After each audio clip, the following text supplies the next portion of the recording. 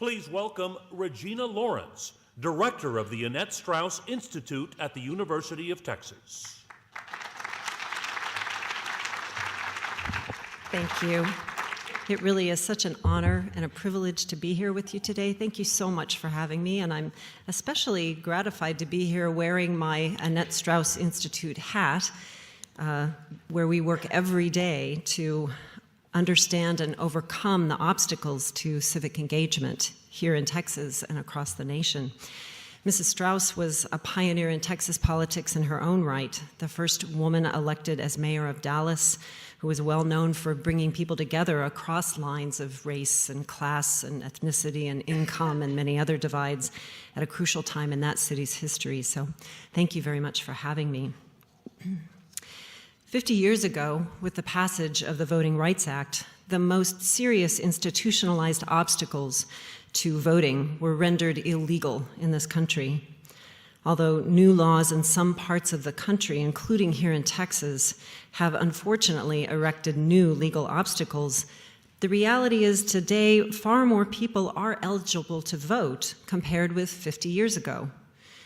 But the great irony is that even as many of these legal barriers to voting have been eliminated, voter turnout has declined, not increased, over the past 50 years. Although there's been some variation from election year to election year, the trend line in voting rates has been downward, not upward. The elections last November saw the lowest voter turnout rate nationally since 1942. In 43 states, less than half the eligible population voted. In Texas, only 33% of our 14+ million registered voters took part in the governor's race, and that percentage dropped off down the ballot down to around 26% in some judicial elections. Here in Austin, the story was nearly the same, despite important questions presented to voters about mass transit and other issues, and an unprecedented transition to geographic representation on our city council.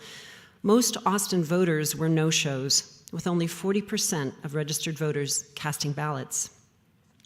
The only bright note on that otherwise dismal day for turnout was that the Austin number was actually a slight improvement over the 38% who voted in 2010.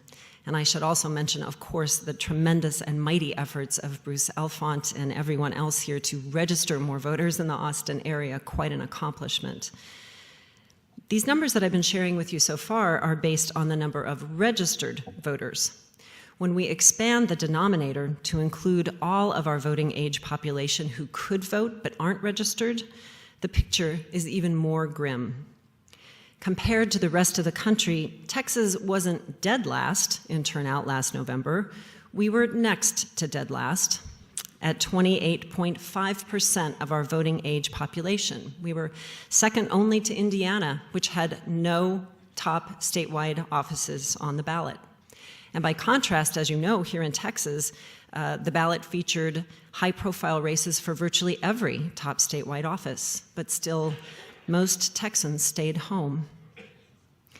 Today, a smaller proportion of the population votes than did in 1960, the Genesis era of the Voting Rights Act, even though the American population has grown larger and more racially and ethnically diverse. There is some heartening news, especially in recent presidential elections. For example, national voter turnout in the 2008 election nearly matched what it had been in 1960, which is when the contemporary decline began. And the U.S. Census Bureau reports that in comparison to the 2008 election, 1.7 million additional African American voters reported going to the polls in 2012, as did about 1.4 million additional Hispanics and about 550,000 additional Asian Americans. But overall, African American, Hispanic, and Latino Americans lag behind the voting rates for other groups, in part because they lag behind in getting registered, and in part because they lag seriously behind in turnout. As you can see on the graphic behind me, the last election showed that white voters were overrepresented in comparison to their proportion of our population in Texas, but Hispanic voters in particularly were dramatically underrepresented. And so today, when I think about these numbers, and then I look back at the remarkable images and hear the remarkable stories that we are surrounded with today about the passage of the Voting Rights Act, the stories and images of citizens of all ages and colors and backgrounds who stepped up and literally put their livelihoods and their relationships and their pride and sometimes their lives on the line to expand the right to vote, I can't help feeling a little bit numb. Somehow their passion evades so many people of my generation and of my students' generation and of my daughter and son's generation. We can't help but be awestruck by their bravery and their commitment, but we can't easily name that commitment, let alone feel it. We can't muster anywhere near the same passion for the cause of voting. Why not? One obvious answer is that we have it so much easier in so many ways than those brave people did. We can afford to take voting for granted because for most of us, voting is a choice we can exercise whenever we decide to. For most of us, no government official, no law, no prejudice bars the door. We can walk in and vote or register to vote if we choose to. So the plain answer seems to be that voting is not dear to those who've never been denied it. And I think this answer is correct, but I also think it misses a great deal of what's happened to our politics and our media and our political culture in this country over the past 50 years. Most legal barriers to voting have moved aside, but meanwhile, the entire landscape under our feet has shifted. It's not just that people spoiled by freedom have lost interest in exercising their rights. It's also that the reasons for exercising those rights are now profoundly in question. Many Americans these days, when asked why they don't vote, answer with some version of, why bother? Why bother to vote when politicians seem so absorbed in partisan conflict and point scoring that government seems to do little at all? Or when government seems so huge and distant and unresponsive? Why bother to vote when the media we choose to watch tell us that politics is irredeemably corrupt and that all politicians are avaricious or ridiculous or both, and that we ourselves are dupes if we believe in any of it? Why bother to vote when voting seems such an empty register of protest against this kind of politics? If we vote, who will listen? In the intervening years since the Voting Rights Act was passed, the notion that voting is an act powerful enough to be worth marching and singing and shouting and even dying for has itself largely died. On a side note, and I don't wish to be misunderstood here, I am personally not in favor of anything that makes voting harder for people, but we may actually want to thank those who are pushing for voter ID and other measures that restrict citizens' access to the voting booth, because they are showing us that at least they think that voting matters, that it's potentially powerful enough to be controlled more closely, powerful enough to need limiting, powerful enough to be worth denying to others. For too many of us today, voting doesn't seem like such a powerful act. According to U.S. Census data, in 2010, 44% of Texans who didn't vote said that they didn't do so because they were too busy, or they weren't interested, or they felt their vote wouldn't matter. That translates to over 11 million people. Now, for some, being too busy is a quite legitimate problem.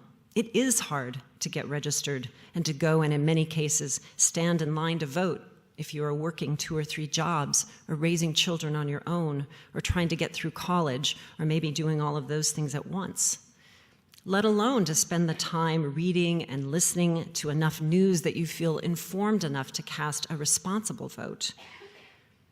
Still, for some of those 11 million people, being too busy may just be another way of saying, why bother? These are the people, these 44%, these 11 million Texans, that you, our dedicated volunteer deputy registrars, will be encountering as you fulfill your work that you've committed to pursue. Happily, many of the folks that you'll meet will actually want to vote. That's why they'll be talking to you. But other people that you will encounter will come from this group of 11 million who think that voting simply doesn't matter, or that it doesn't matter enough for them to spend their precious time on. So what will you say to these people? What can we say when faced with, why bother? Let me sharpen the question further. Over the years that I've been teaching university students, I've encountered the why bother question plenty of times. And I can tell you that at least for some people, there's real force behind the question. Some have worked out the numbers, and they know that the chance of their individual vote influencing the outcome of a presidential election in a nation of 316 million people is far less than 0.001%. Others have worked out the realities of our winner-take-all system and our electoral college, and they know, for example, that their vote may end up counting less as someone else compared to someone else's who voted in another state, or that the candidate who wins the popular vote might actually lose the presidency. And some have made the same calculation regarding state-level races. They know that if they vote as a Democrat in some districts or as a Republican in others, their side is almost certain to lose. And that's an especially acute problem here in Texas, where we were recently ranked 49th in the nation in electoral competitiveness. Of course, others ask why bother based less on this math and on another calculation of cynicism and distrust of government. Even if I do vote, they say, it won't change the way government works. My single vote can't possibly sway a president or a legislator or even a city councilwoman the way a big contributor or a high-powered lobbyist can. For all these reasons and more, I don't treat the why bother question as a straw man. It may seem easy to dismiss, but it's a serious question. When I consider the stories of the men and women who fought so hard to win the right to vote for all Americans, I don't question their reasons for waging that battle, but I do sometimes, even me, and I direct an institute devoted to civic engagement, even I question the meaning of the vote in today's seemingly very different era, when our politics seems smaller and more petty and more inane, while the size of our government and the size and power of corporate interests and the role of money and media in politics and the magnitude of the problems that we face have all dramatically grown. I think the why bother question is in fact one of the toughest and one of the most poignant questions of our time. So in the few minutes that I have left today, let me offer a few answers to the why bother question. Please try these out as you encounter folks in your work and let me know how they work.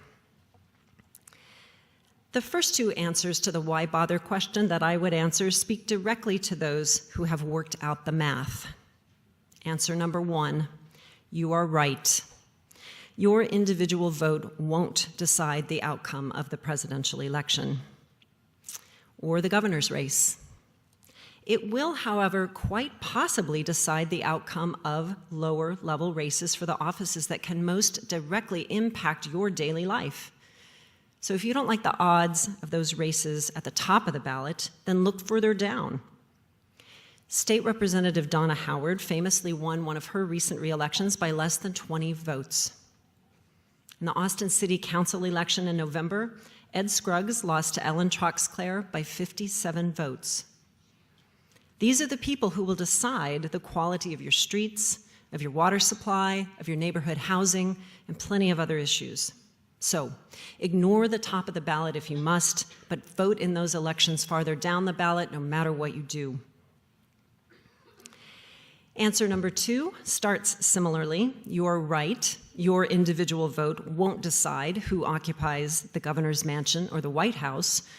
What will decide those elections are the votes of countless other people who share something in common with you, something you value, some concern, some hope, some life experience, some aspiration for what our country can be. Thousands, millions of people acting together decide the outcomes of those high-level elections. Your act of voting is not a solitary act, although it may feel like it when you're standing in the voting booth. So don't just you go vote. Get 5 of your friends to the voting booth as well. If every current non-voter decided to vote next time and brought 5 friends along, imagine the impact that that could have. The next 2 responses to the why bother question speak to those who believe that their vote won't matter because the political system is corrupt and unresponsive and closed to them no matter what. Answer number 3, you may be right. The political system may perhaps be impervious to change, but you will certainly be right if you and all your non-voting friends do not vote. If voting rates continue to decline, there is no direction for things to go in this country but down. There is no recipe by which government becomes less corrupt and more responsive when people stay home on election day. Answer number 4, you may be right, but if you don't vote, those other jerks will. If you really can't bring yourself to vote for something, then picture someone with whom you deeply disagree and go vote just to counteract them. I used to tell my dad, and I can share this with you because I've said it to him many times, I used to tell my dad, who is slightly to the right of Attila the Hun, that I voted no matter what, just to make sure that my vote canceled out his. And you can do the same for someone you love. Finally, the last 2 responses I would offer to the why bother question reflect what the research tells us about why people do vote. For many people, voting is an expressive act, not an instrumental one. Many of us vote not because we believe our side will win and everything will change tomorrow once our vote has been counted. Most of us don't vote as if democracy were a giant public policy vending machine. We don't vote because we expect something immediate or material in return. Millions of people vote at election time because they feel a deep obligation to democracy. Those dutiful citizens, as they've been called by the political scientists, really believe what they learned in civics class, or when studying for their citizenship exam, or from hard personal experience, that in exchange for our freedoms and opportunities, we owe this democracy our thoughtful vote. And millions more, and the research shows this is particularly likely to be true of younger voters, millions more vote because they feel inspired by candidates, ideas, causes that resonate with their deepest values, with who they want to be and the kind of country they want to live in.